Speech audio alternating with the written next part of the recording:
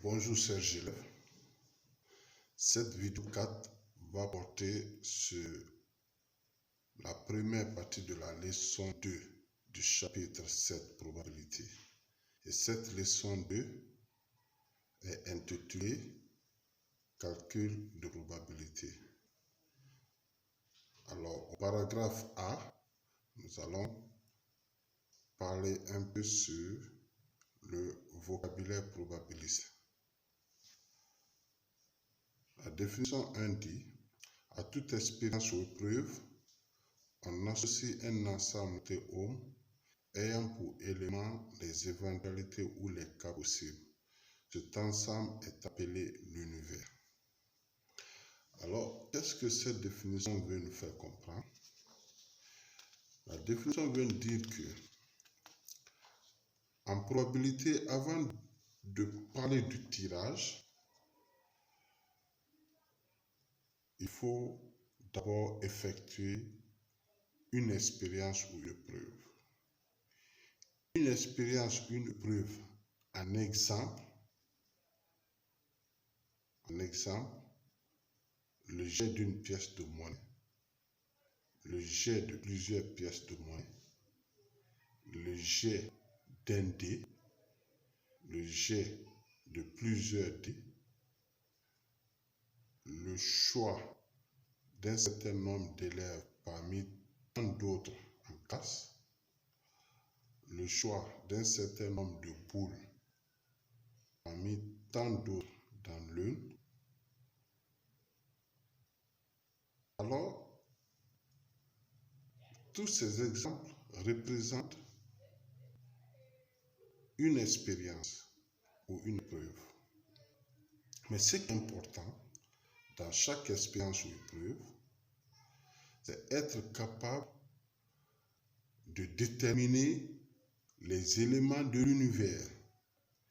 L'univers, c'est un ensemble dont ces éléments sont appelés les cas possibles ou les éventualités, c'est-à-dire les résultats obtenus lors d'une expérience. Par exemple, jeter une pièce de monnaie. Alors, les cas possibles là-bas, c'est soit pile ou face.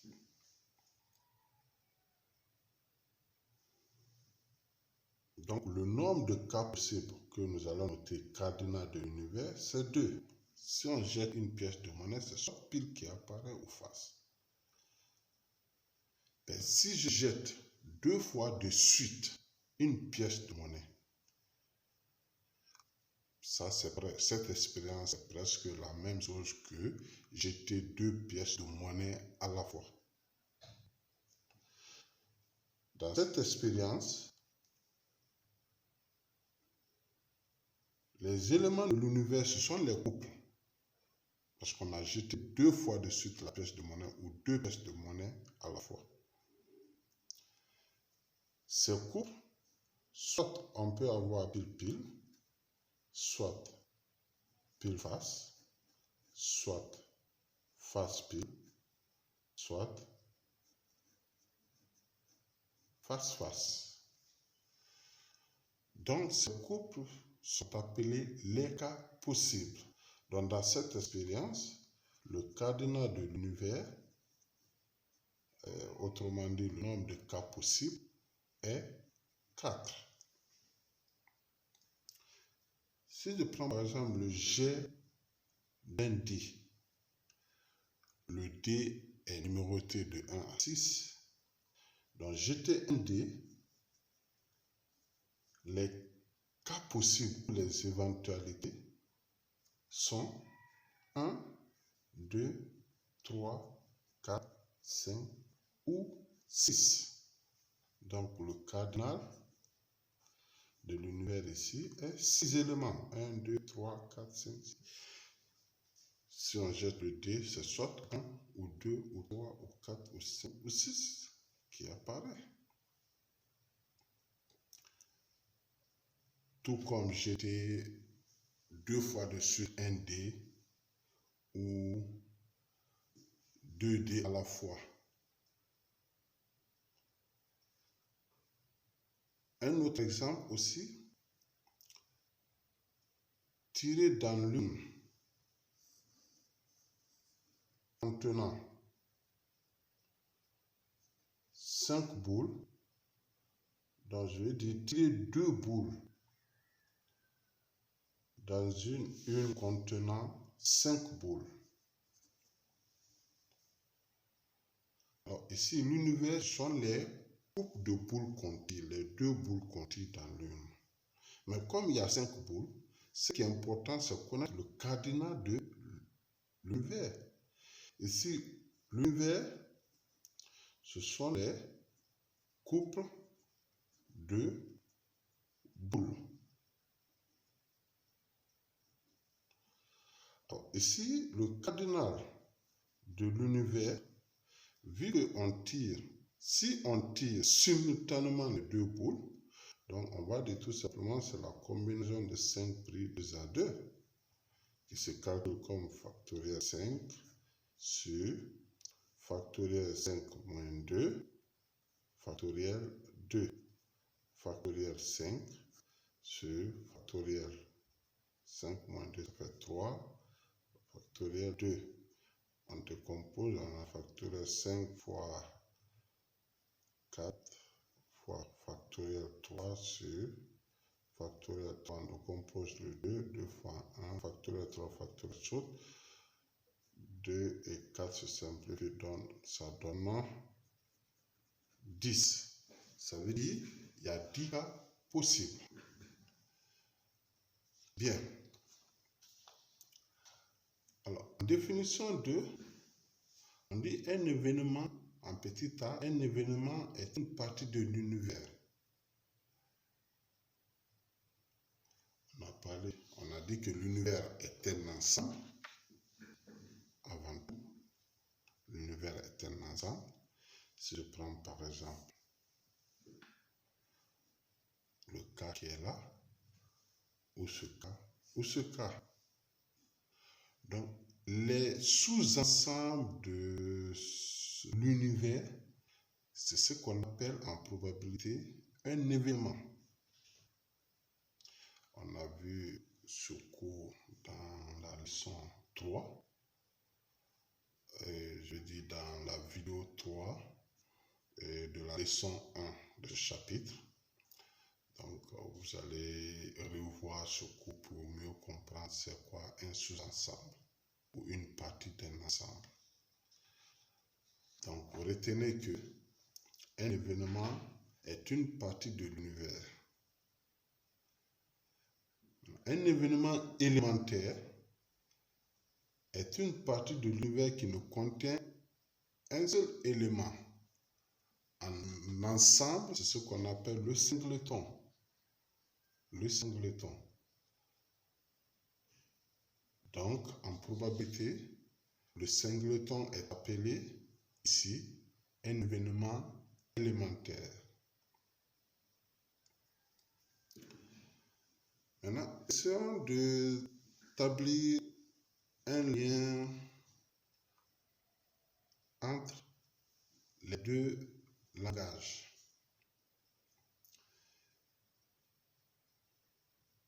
Ohm, que nous avons symbolisé en langage ensembliste, est appelé un ensemble, l'ensemble ohm. Mais en probabilité, on dira l'univers ohm. Un élément d'un ensemble, oméga appartient à ohm. Ouais, oméga appartient à ohm. En langage ensembliste, on dira oméga est un élément de ohm. Et en probabilité, on dira que oméga est une éventualité ou un cas possible de ohm. Le fait de jeter une pièce de monnaie. Alors l'ensemble O a pour éléments P et F. Ça c'est un langage ensembliste. en langage probabiliste, l'univers OM a pour élément, ou autrement dit, a pour éventualité ou les cas possibles P et F. Donc, P constitue un élément en langage probabiliste, mais un cas possible ou une éventualité en langage probabiliste. Bien. Une partie de l'univers, une partie d'un ensemble, autrement dit un sous-ensemble d'un ensemble. On dit A est une partie de l'univers, mais en probabilité, on dira que A est un événement de Ohm. Le singleton oméga, en probabilité, on dira l'événement élémentaire. Et n'oubliez pas, dans le cours sur les ensembles, on a dit que tout ensemble est un sous-ensemble de lui-même, autrement dit une partie pleine. Donc, en probabilité, c'est ce qu'on appelle un événement certain. Et on a dit aussi qu'il y a un ensemble qui contient 0 élément, appelé l'ensemble vide, partie vide. En probabilité, c'est ce qu'on appelle un événement impossible. Et aussi, on a parlé de la réunion de deux ensembles. En probabilité, c'est ce qu'on appelle événement A ou B. On a parlé aussi de l'intersection de deux ensembles. En probabilité, c'est ce qu'on appelle événement A et B. Et aussi, on a dit que si l'intersection de deux ensembles donne vide, on dit que les deux ensembles sont disjoints. En probabilité, on dira que les deux ensembles sont incompatibles. Et aussi, on a parlé de complémentaire d'un ensemble. En probabilité, on dira événement contraire de l'événement A. Alors, à ce qui concerne les notions d'ensemble, vous verrez ça dans la vidéo 3. Je vous invite à suivre très bien ce cours pour mieux comprendre l'interprétation de ces termes ou de ces concepts en langage probabiliste. Bien, nous allons traiter l'exemple pour ce petit exercice où on dit on lance un dé et on observe les numéros apparus. Petit a, quel est le nombre de cas possibles? Petit b, quel est le nombre de cas d'obtenir un nombre pair? Et ainsi de suite. Ici, l'expérience consiste à jeter un dé et observer les numéros apparus. Le numéro qui va s'afficher. Alors, la première des choses, c'est de connaître l'univers. L'univers n'est rien d'autre que les chiffres 1, 2, 3, 4, 5 et 6.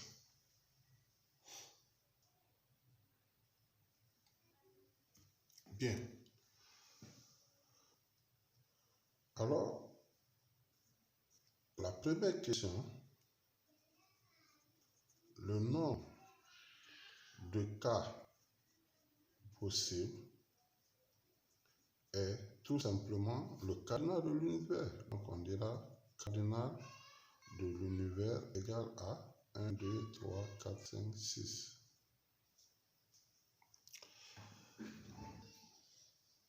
Ensuite, en B, on dit quel est le nombre de cas d'obtenir un nombre pair. Ici, si nous regardons les cas possibles, on va s'intéresser aux chiffres pairs. Donc, en petit b, si je note par A l'événement obtenir les chiffres pairs ou les nombres pairs, alors ces chiffres pairs sont 2, 4 et 6. Donc, le nombre de cas d'obtenir le chiffre pair est cardinal de 6, de A, qui est 3 éléments. Ensuite, on dit quel est le nombre de cas d'obtenir un nombre premier. Par définition, un nombre premier, c'est tout nombre qui n'est divisible que par lui-même ou par 1. Alors, si je note par B l'événement obtenir un nombre premier, on va s'intéresser au nombre premier dans le lot. Les nombres premiers ici.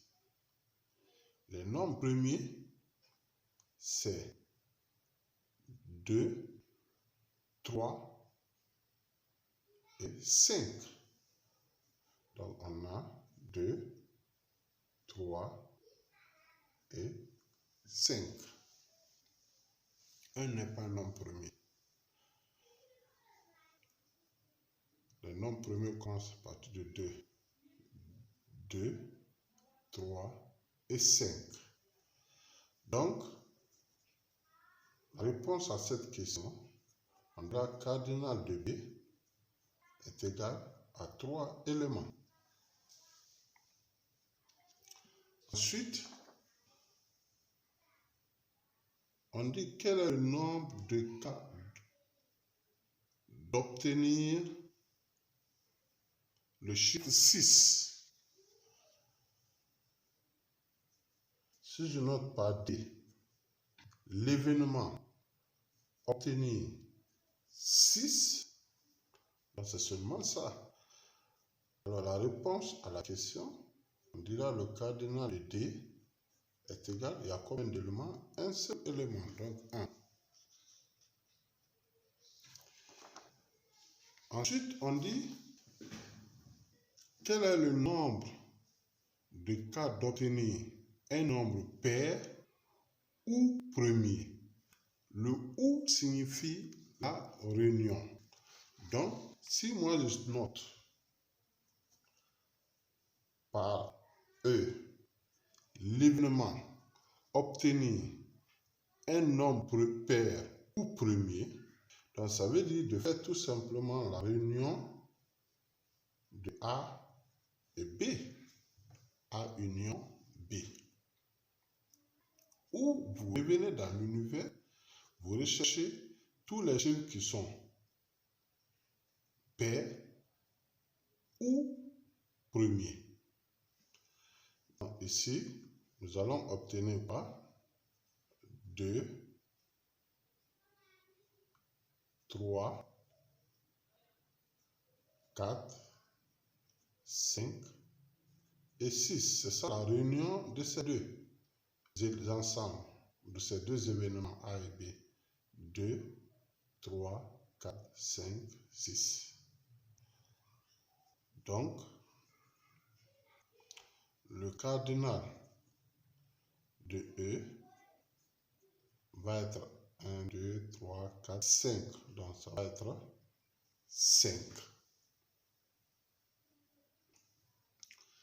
Ensuite, on dit en F, quel est le nombre de cas d'obtenir un nombre pair et premier. On dit et premier. Le et indique l'intersection. Donc, ça veut dire, si je note par exemple par F, l'événement obtenir un nombre pair et premier, ça veut dire de faire l'intersection entre A et B. C'est-à-dire le nombre qui est à la fois pair et premier. Alors, l'intersection des deux, de A et B, le seul élément commun, c'est le 2.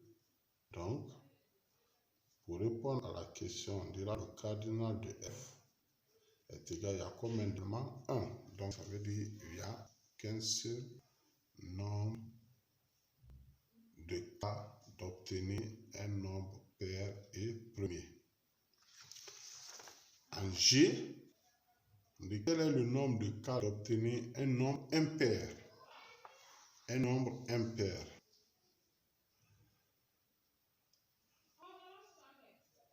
Je dis G, soit G, l'événement obtenir un nombre impair. Dans l'ensemble, les nombres impairs, il y a 1, 3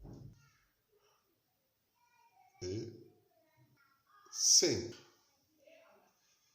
Donc, le cardinal de G est égal à 3. Donc, il y a 3 cas d'obtenir un nombre impair.